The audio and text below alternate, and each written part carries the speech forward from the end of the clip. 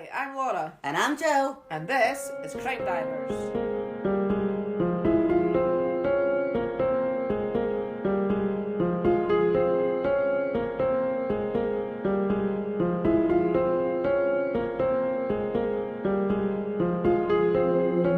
Hello everybody, welcome to today's episode. Hello everyone. So Joe, where in the world are we today? We are in France today. Oh God. What? Does that mean your pronunciation is going to be a bit here and there? Yeah, I didn't do well at school in French. No. So my pronunciation is not going to be good at all. My French teacher hated me. Yeah, I wasn't very good at French either. I used to get put out of the class a few times in French. I remember my French exam, my oral French exam, and she was speaking to me in French, obviously, and I just sat there like a horrible teenager going, I can't understand you. And she was like, Francais? And I'm like, no, can't understand you, sorry. I was such a bad teenager, I really was. I failed. Yeah, I didn't do very well at French either, to be honest. But anyway. Well, I'm sure you'll try your best. Though. Uh-huh. So, what's the title? The Triangle of Death. Yeah, I know, that sounds a bit grim. It does sound a bit grim, actually. It does. Shall we dive in? Let's dive in. So on the 8th of August in 1987, in a quiet bit of countryside near Alincourt in northern France, a farmer called Marcel Lunt was out for a walk with his dog. And the dog ran in front of him and into a patch of trees and started barking. So Marcel went in after him, obviously, to see what was wrong, because he could tell by the way the dog was barking that's not a normal... There's something's there. Yeah, there's something there. So he unfortunately found a dead body in a shallow grave. So he called the police, and when they examined the scene, they found that the body was male, but he had no wallet, no money, just no identification, no clue as to who he was. Right. So the first theory was that it was a robbery gone wrong, as the man had no wallet, no money, so it's and because it was in a shallow grave, it looked like it had all been done in a rush, so he's just like been mugged and killed and buried. Yeah, so it didn't look like it was planned. Yeah.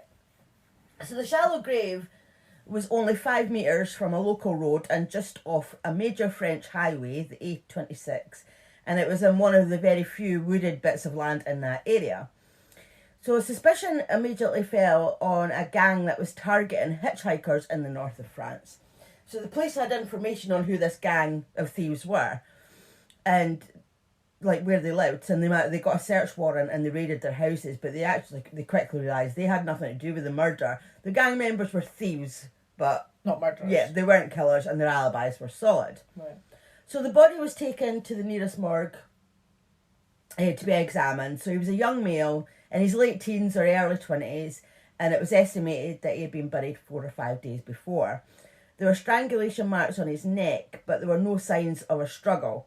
There was no damage to the internal organs, no marks to the face or head, so they wondered how had the victim been killed without fighting back. Right. But then with further examination, they realised that there were small wounds on each arm and bruising on the wrists, so that was consistent with being tied up. So that's obviously why they've not fought back, because they've straight away been tied up, so they haven't been able to fight back. Right, okay. So the marks led them to realise that their first theory wasn't right. This wasn't an accidental death during a robbery. This man had been tied up and strangled. Right. So when examining the crime scene, officers found a business card, and it led them to the O'Keefe family in Ireland. Earlene O'Keefe got a phone call from her daughter one day. So her daughter worked in London, and a phone call had came through from the French police asking her if her boss was okay because they'd found his business card. Right, okay. So she was like, yeah, my boss is fine. He's in a meeting right now. Can I help you with anything? What's going on? And the police told her that a body had been found in France. Right. And that's where they'd found her boss's business card, so they thought it could have been him. Connection, yeah, some kind of connection, yeah. And she was like, I think that could be my brother. My brother's in France. Oh, shit. That would have been a... Yeah, so basically, because she was like, he could have a business card with my phone, not my boss's number, my number on it, So her mum, Earline, she was frantic. She needed to get to France to see if this was her son, Trevor. Right. She had no money, but she knew that it was the milkman's collection day. Mm-hmm. So she explained to the milkman what had happened, and without hesitation, he handed her 600 quid. Really? Yeah, because Wow. they obviously must have been quite friendly because, Yeah. you know, back in the day, the milkman would go around the houses and collect the money and maybe have a chat and stuff. So they obviously knew him. So, you know, yep, there you go, it's 600 quid. Wow. So her and our sister Nolene, they flew to France. Mm-hmm. So the police showed her a picture of a hand and asked if she could identify it. On the wrist was a watch that she had given to her son, Trevor. Mm-hmm. And they also showed her his shoes and photographs of his body. So she identified him as her son, Trevor. Mm-hmm. So Trevor had been staying with his friends in the city of Poligny? Not quite sure. Sorry. Poligny, maybe. Maybe. Maybe. And on the 3rd of August, 5 days before his body was found, he had told his friends that he was going to hitchhike to Calais. So the route he was going to take would have brought him right by St. Quentin, where he was found. Okay.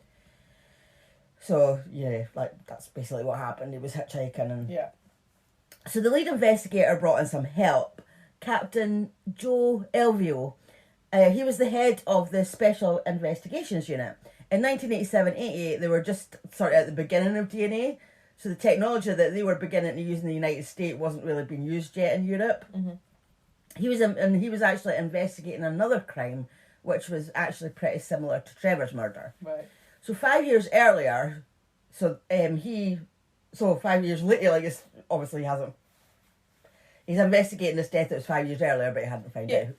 So they were still 5 years on from this first murder and still no... Yeah, still no, but still don't know who done it. Yeah. So anyway, 5 years earlier, the body of Olivia Donner was found 80 miles away from where Trevor was found. Olivia had been buried in a shallow grave for more than a month before he had been found. So decomposition. That was where you were going with that. I don't know why I couldn't say that word. That it set in. So his head was little more than teeth and bones, but it was obvious from how he was found that this could be nothing but a criminal attack. Mm-hmm. Because his head was infested with worms and insects, that means that there'd been a lot of blood trapped there. Right. So he had died by either smothering or strangulation. Mm-hmm. So there was a good chance that these men were killed by the same person. It was 8 miles apart, strangulation, young male. So, you Could know, be a connection. yeah, good chance there was. So a murderer in Switzerland had recently been caught. His name was Michel Perry. He had kidnapped, raped and murdered 4 young hitchhikers, including one in southern France. So Captain Elvio, he travelled to Switzerland to watch the interrogation because they're like, oh, you know. Could this be our Yeah. guy? Although Michel was Swiss, it wouldn't take long to get to France from there. To where Trevor and Olivia were buried. So Michel would look for young, attractive people and he would tie them up, sexually assault them, then kill them. But French police soon realised he couldn't be their murderer, as Trevor and Olivia had been buried in shallow graves, but Michel's victims had been burned, so it wasn't his. Wasn't his MO. Yeah. And his alibi for early August was airtight. Right. So... Sorry. When Michel was asked why he killed his victims, he said he didn't have any choice as he didn't want to get caught for attacking them. Right, okay. So, yeah, I know, it just... But then you still got caught for murder. Well, yeah, I mean, like, it just doesn't really seem to make sense, does it? You know, but that was his reason. Okay. So that gave the police a clue as to what they were up against with the murder of Trevor and Olivia, because it sounded kind of similar, didn't it? Yeah, the So person maybe- didn't want to get caught attacking them, so... Yeah, so he killed killed. them. So it just, as I said, it just gave them an idea of what they could be Yeah. up against. They were sure there would be more bodies found, so they were like, right, you know, this is a serial killer. Mm-hmm. And based on Michel's logic, this killer maybe felt that he had no choice either. He had to kill his victims after assaulting them. Mm-hmm. So in 1 year, they'd had 2 murders, and going off Michel's interrogation, Captain Elvio knew that he was dealing with a similar profile. He was certain that the murders of Trevor and Olivia were linked and was sure that more bodies were going to be found. So Olivia had been in the military, and as the captain was looking into the case, And I'll just tell you now, when I refer to the captain, I mean Captain Elio, this guy, because as I was typing it, I kept forgetting how to spell his name. Right. So I just kept calling him the captain. So if I just say the captain, that's who I'm talking We know who he is. So the captain was looking into the case. So as the captain was looking into the case, he discovered that other young men had gone missing. And these men were also in the military. Right. There were 5 of them, and they had disappeared near Mourmelon military camp. And they'd been considered deserters. The captain... Sorry. I was like, so that's kind of why they sort of flew under the radar as in went missing. They didn't really... They just thought they just... Yeah, it didn't seem to be anything suspicious. They were classed as deserters. Yeah, it was AWOL, the military. So... The captain asked for all of those cases to be reopened. He didn't like to call them deserters for the sake of their families, because, as we know, desertion is a voluntary act of leaving the army, and he didn't think that they had left voluntarily.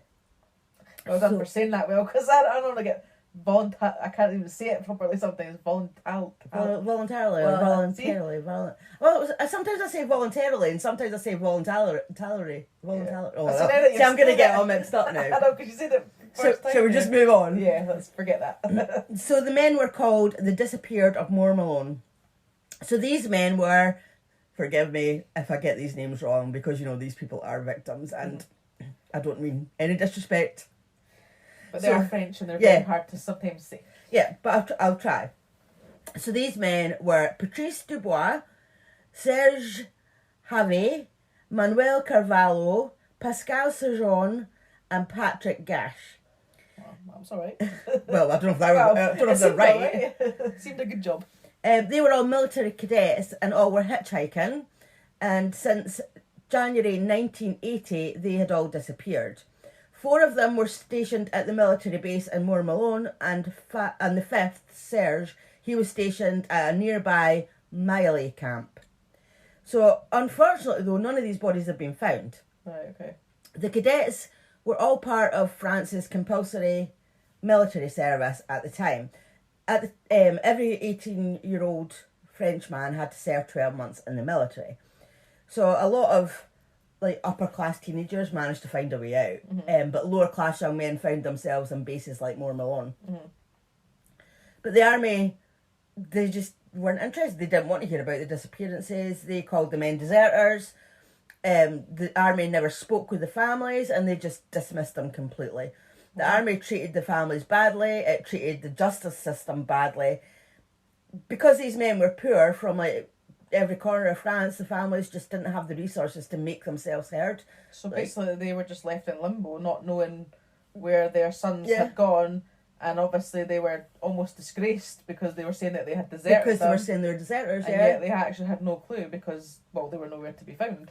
Which is terrible, because you'd think, even if they had deserted, if they had done that, you'd think that they may go back to their family or contact their family, maybe. But if the families are obviously, but they're not deserters. They've gone missing. Oh yeah, exactly. But the army wasn't interested in hearing that. Wow. So I'll just briefly tell you about each man's disappearance. So Patrice Dubois, he disappeared on the 4th of January 1980. He said he was going to the cinema, but he just never came back. And he had only been in the military for a month. Serge Havet disappeared on the 2nd of February 1981. He had been in the military for 8 months, and he had planned leave. So he was going to go hitchhiking to his hometown to see his family, but he never appeared. Manuel Carvalho, he disappeared on the 7th of August 1981. He had gone on leave for the weekend but never came back, and he had been in the military for 2 months. Pascal Sejon disappeared on the 20th of August 1981. He had again gone on leave and was planning on hitchhiking to his hometown, but he never arrived. And he had been in the military for 2 months. Common the hitchhiking was. It was very common back in. There was no just public transport that they could get on, or maybe they could. I don't know if they could afford it. I suppose maybe that was. I don't know. The 70s and 80s were. A lot of people went hitchhiking. They've just been in the sort of military. For some reason I just have this image of when you see them on the films and stuff, and they come back on the trains and and whatever, you know, from their leave or whatever, and they meet their loved ones, and obviously that's not been the case. Obviously not. But remember, these are, as I said before, these people are from poor families. That's true, yeah. Patrick Gash, he disappeared on the 30th of April 1987. Again, he was also on leave and he was going to visit his family by hitchhiking, but never arrived. He'd been in the military for 7 months. And Olivia Donner, the guy that the body that they did find, he'd also been in the military as well. I think that's how the captain got to there, because he had been in the military. So that's how there's a connection. Yeah. He disappeared on the 1st of October 1982, also on leave and hitchhiking, and he had been in the military for 9 months. I think now that they'd found a body, like the French, you know, military would be like, oh right, okay, maybe something did happen to these other men. Maybe they aren't deserters after all. Well, obviously not, because as I said, they just dismissed the families and... What a shame. Yeah, so... And there was one other man who had also disappeared near Mourmelon. His name was Patrice Denis. It was 1985, and he was on his way to the base to take part in a campaign to launch experimental rockets organised by the National Association of Technical Sciences and Youth, of which he was a member, but he never arrived at the base. So he was the one that was actually going to the base rather than away from the base. Right, okay. So yeah, he disappeared as well. So the captain asked a psychiatrist to piece together a profile of who the killer might be, and the theory was that this was a military man who was still in service. That he had lots of frustration, either before or during his career, and he was taking out his frustration through these violent acts. Right. The profile suggested that the killer was sexually attracted to his victims, that he was choosing them based on their looks. But the only bodies that had been found, Olivia and Trevor, showed no signs of sexual assault. But I'm not sure if there was maybe signs later on, because from reading stuff that his mum had said, it kind of came across as if he had been sexually assaulted. Right, so maybe initially it wasn't. So I'm not quite sure, but there does seem to be like a sexual motive for the attacks. And the psychiatrist said, like, what is sexually gratifying to a serial killer isn't defined the way normal people would define it. Like, one strong driving force of a serial killer is a need to exercise control over people.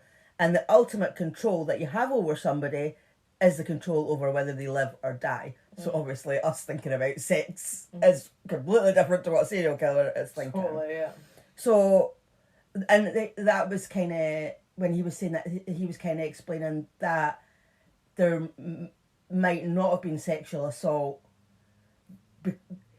as in rape. You know, that he's getting gratified sexually by choosing whether somebody lives or dies. Right, okay. So that's where I got a bit confused as to whether there was actual sexual assault or not. So I'm not. But then of course we've got all these bodies that haven't been found. So you don't know. Yeah, we don't know. So all of the victims disappeared on a Thursday or Friday night, several on the same road, and the families and media began calling this area the Triangle of Death. Yeah, well, that's where the title comes from. Yep. So, like Patrice Denis, Trevor O'Keefe wasn't in the military, but he had a similar build. He was a similar age to all the cadets, because they were all sort of late teens. And because he was found near the base, he was added to the same the list of those victims in the same they were all linked. Yeah. Do you like how I'm doing hand movements here? Like a wee hourglass. I don't know what that was. On the 9th of August 1988, a year after Trevor's body was found, two policemen were on a regular patrol, just having a wee drive about, make sure everyone's alright. Yeah. And they spotted a camper van parked down a country lane. So they just thought, let's go and see what that's all about. Yeah. Why is it parked there? What's going on? Let's go and check it out. They must have seen something unusual. 9 times out of 10, I'm sure it's probably an innocent thing, but I'm assuming it's not going to be innocent. So there was a man sitting in the driver's seat, and the police asked to see some ID. So while one officer was doing that, getting the guy's ID, the other officer walked round to the back of the van. He looked inside and he saw another man lying in the back under a blanket, and the man was tied up. So this man was 28-year-old Balázs Falvé. He was Hungarian, So just, not just French here, Hungarian as well. Just to... Make it harder for you. Yeah, just to make it harder for me. He had been hitchhiking the night before when this man in the camper van had picked him up. So the man in the camper van, the driver, he was called Pierre Chanel, and he said that him and Balaz, they'd just been having sex. They were, we're both gay. We enjoy rough sex. Right. And you have just caught us at an awkward moment. Even though he's sitting in the front and he's in the back. Yeah, I mean, I don't know how he explained that. Maybe he said he was getting something from the front of the car or something. I don't know. But yeah, that's basically what he said. That they were just having sex. And it was rough. And because obviously the guy was tied up, so that was him explaining why it was rough sex. Yeah. But of course, like Balaz, he told a different story. He said that he had been hitchhiking and Pierre had picked him up. He had got into the van and Pierre had overpowered him and tied him up, and he was convinced that Pierre was going to kill him. So the officers took them both to the police station, and they found out that Pierre Chanel was in the military.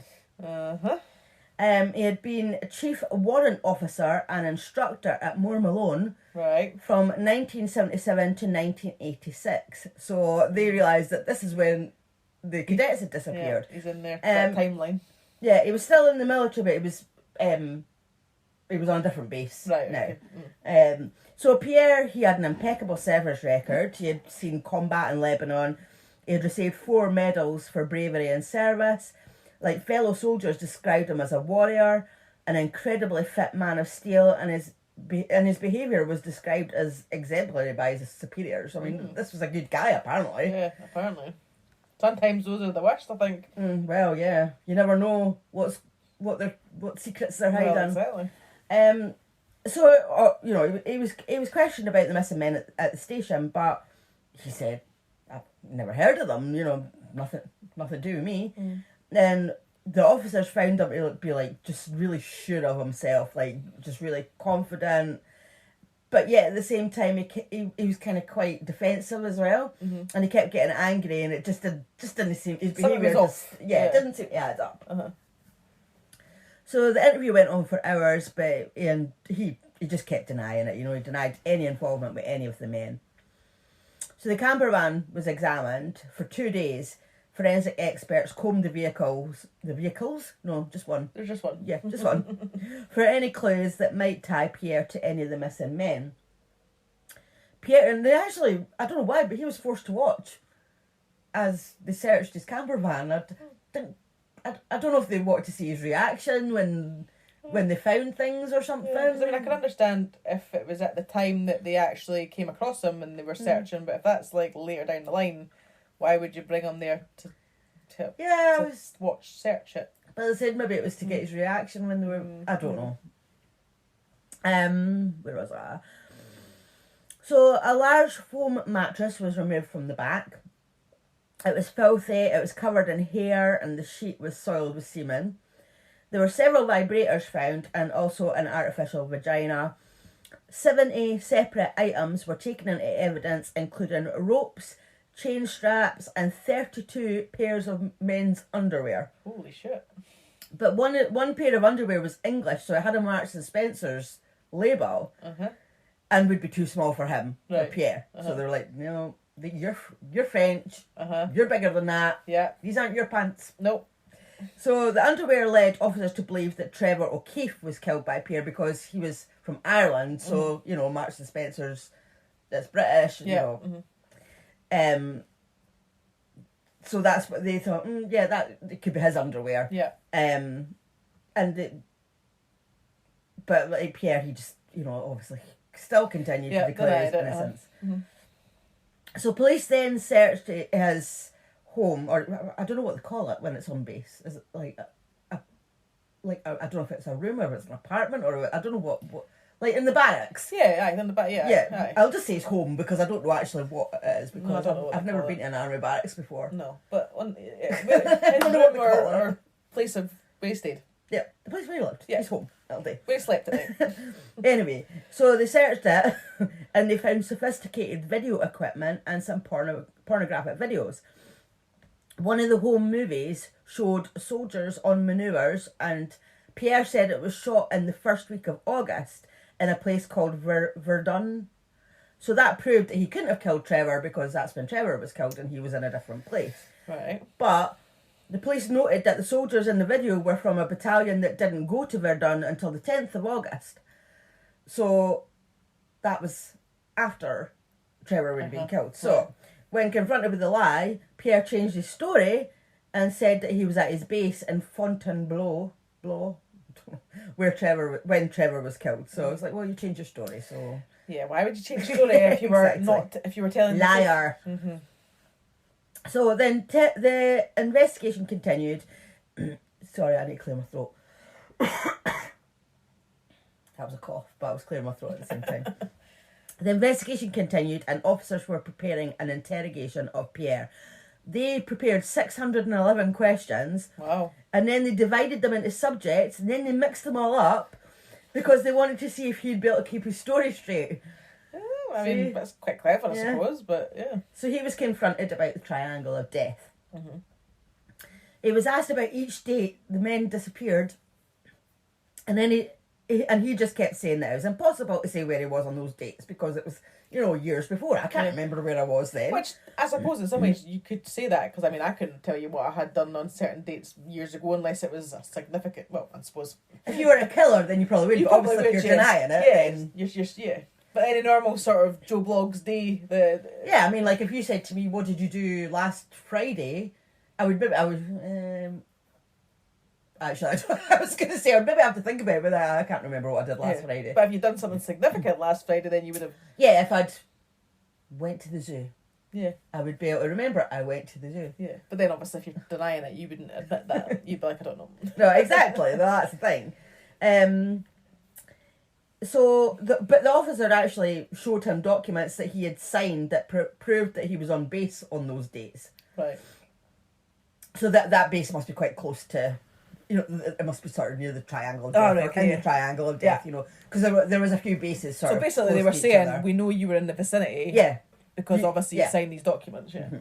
So when officers asked him very specific questions, like when they backed him into a corner, he had like facial tics, and like they would start like acting up. And he began to get like very angry, and even threw himself down on the floor and just like shut down completely. Had a bit of a temper tantrum because they were obviously getting a bit too close to home. They showed him one of the home videotapes they had found, and Pierre was like exposing himself in it. I don't know what he was doing exactly, but he was exposing himself. Okay. And right away as he watched it, the facial tics began, and he just like lost the plot. Like, he got angry, and he was like banging on the table, and then he flipped it over, and like Jesus. He went to try and like hit the officer. So like other officers like had to rush in and restrain him. Yeah. And then he refused to talk after that. So that he obviously didn't like that, did he? No, guilty conscience there. So the officer kept talking, but he was just getting no response. And he said to Pierre that he said to Pierre, he was like, the person that did these things, like they can't keep it to themselves forever. Like, no one with a conscience could keep such terrible secrets. So, this person would need help. This person is not a criminal. This person's sick. They need help. I can help you.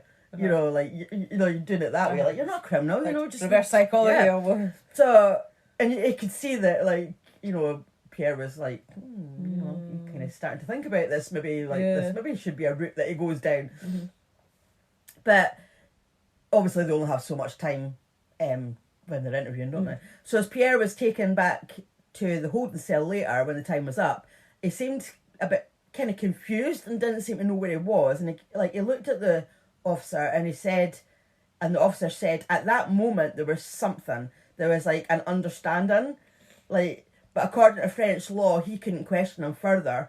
But he said if he could have, he was sure he would have gotten him to talk. That look just kind of as if he thought he's going to say something, but he couldn't because the time was up.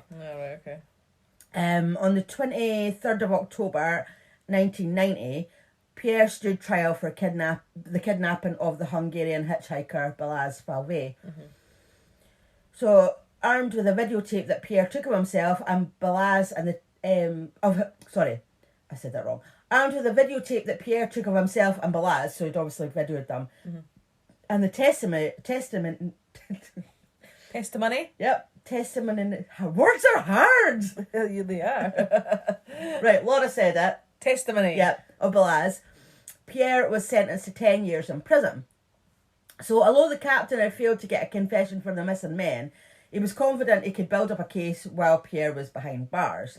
So, although they hadn't been able to charge him in, at least for now, he was away.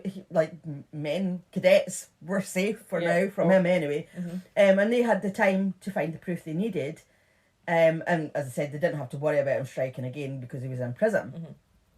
So the lawyer for the victims' families said that when Pierre was charged with the kidnapping of Balaz, it was as clear as the nose on your face that he was guilty of everything. The families were impatient to have him charged with the disappearance of their kids, obviously. Yeah. But on the 19th of June 1995, Pierre was released from prison, so he'd only served 5 years. Right. And while he'd been inside, little progress had been made on any of the evidence gathered from his van. So there was procedural delays and legal wrangling. It stalled the investigation, and they just didn't have all the evidence together. Investigators were still talking to experts, and public opinion was turning against them, and they were just accused of being too slow. Right, okay.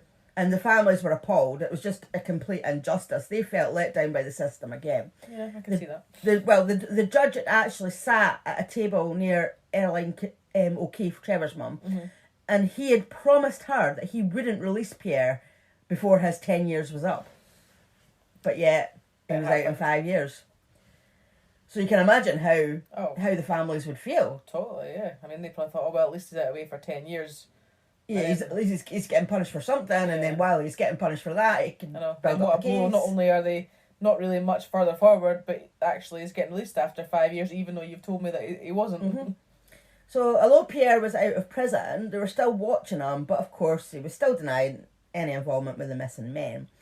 He even called a local radio station to plead his case. He said on air that despite his innocence, he knew that he would be found guilty, and if that happened, he would end his life. And it's but if you know that you're innocent, why are you saying, they're going to find me guilty?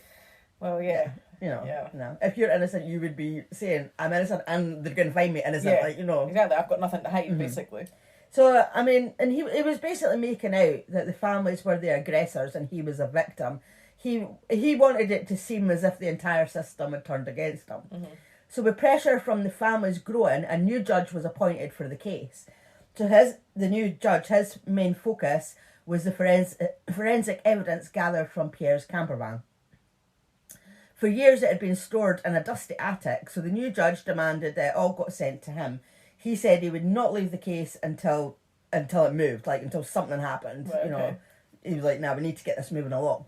So in spite of his determination, progress was slow as the crimes occurred in several different jurisdictions. But he re-examined the evidence taken from the camper van, and he found several hundred pieces of hair and other evidence that had been collected but never analysed. It's kind of find that, because you think if they're going to collect it as evidence, that they would obviously, at some point down the line, they would be going through all the evidence and actually... I know, you find that in some cases, that there's evidence that hasn't been touched. Unless they've just thought that it's not... Maybe they... Or maybe resources, maybe they've not been able to, I suppose. Yeah, I don't know, we can't... No, we can only speculate. Yeah. So, this evidence was now examined. So 457 hairs were examined. Some of those belonged to Pierre. And they found 3 kinds of mitochondrial DNA, which corresponded to 3 of the victims. So Patrick Gash, Patrice Denis, and Balaz Falvey. What might have been another key piece of forensic evidence had gone missing. It was a sample of earth that had came from a shovel that they found in the van. But luckily, the captain had kept his own sample of the dirt. Because he just had a feeling he just felt that it was significant. Okay. So they compared the dirt that had been on the shovel with the dirt found at the shallow grave of Trevor O'Keefe. Tiny crystals in the dirt were unique to the region and were identical in both samples. So that shovel in Pierre's van was definitely used to dig Trevor's grave. Don't know who was holding that shovel. Right, okay. But that was used. That shovel was definitely used. But of course you have to be like, you have to be 1,000,000% that it was him that... Well, exactly, yeah.